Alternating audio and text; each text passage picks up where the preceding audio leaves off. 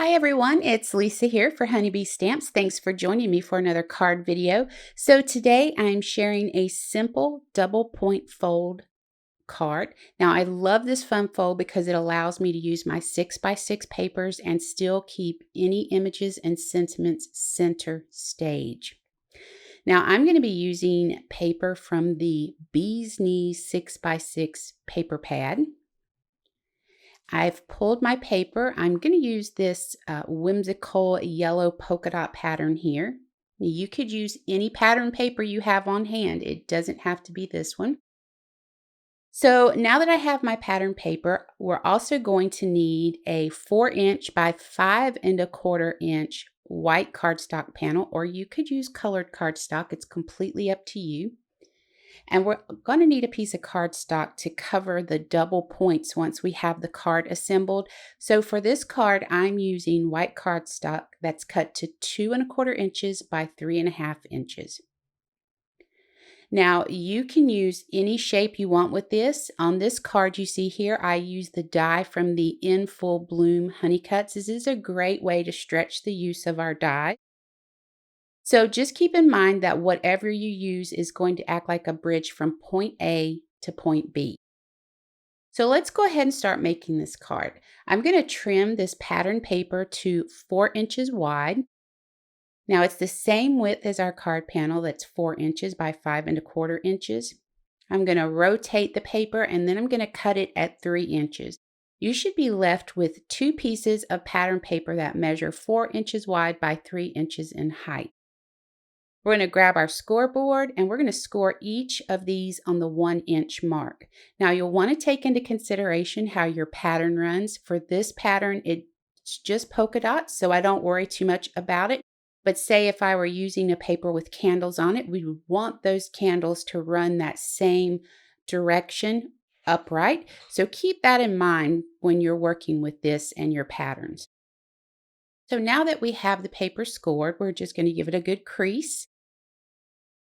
We're going to go ahead and grab the corner there and we're going to fold that down to that score line. Once we have it folded down to the score line, we're going to give it a good crease. And then we're going to repeat that on the other side as well. Then we're going to go ahead and do the same thing with the other piece of paper. Now that we have our folds done, let's grab some liquid adhesive and glue these flaps down. Now you can use tear-it tape, score tape, any tape runner you want, but I feel like the liquid adhesive doesn't add bulk like some of the heavier duty tapes do. So I prefer to use the liquid adhesive here. Now we need to adhere this pattern paper to our 4" by 5¼ inch card panel. So we just add some liquid adhesive to that flap and add that to the back of this panel. Just line the edges of your panel up with the edges of the pattern paper and then press down on it. I'm going to go ahead and add this to my card base. I'm using yellow cardstock with this, and my card is an A2 4¼ by 5½ inch card base. Now I've been becoming more, I've been using liquid adhesive a lot more lately because I find it's a lot easier to work with. Okay, so I stamped a few flowers and a bee from the Busy Bee stamp set using Memento Tuxedo black ink onto 80-pound smooth cardstock.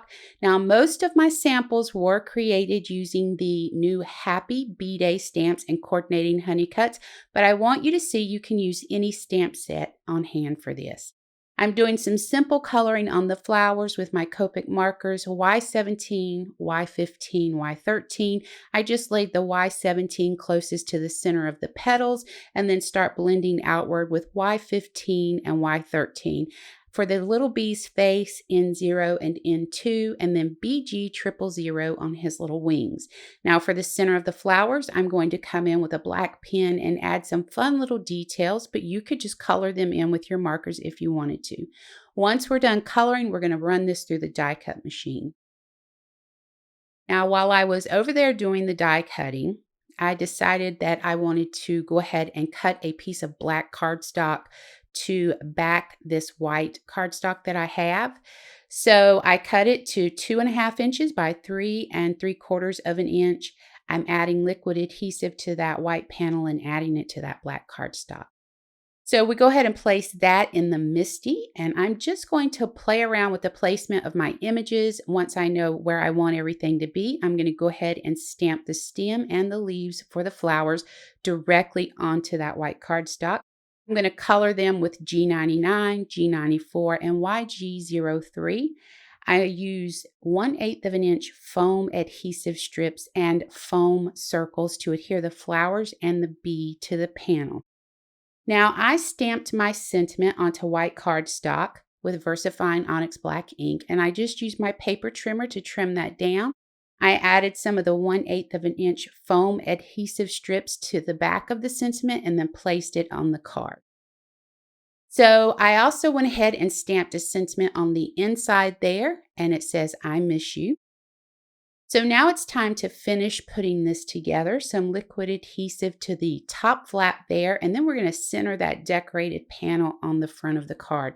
Now I just doing it, eyeballing it, but if you feel more comfortable using a T-ruler, by all means do that. Now this step is optional. You don't have to do this, but I just like that it holds the card closed. So I have some tiny little Velcro dots, and I'm placing it on the back of that panel as close to the edge as I can, because I find the closer to the edge of the panel it is, the better it holds it closed. And I'm just pushing down to hold that closed. So now when the recipient gets it, they can just pop it up and that Velcro comes apart so easily. Now you could put a little tab down there at the bottom that says lift here if you wanted to. That's completely up to you. Now I did finish this off with some white gem stickers on a few of those petals. So that's going to bring us to the end of the video. Let me know what you think about this fun fold down in the comments below. Thanks for joining me today. I hope you'll click the subscribe button and ring the bell to be notified of new content to the channel. Now, for more information about the products I used, head over to the Honeybee Stamps website, and I hope you have an amazing day.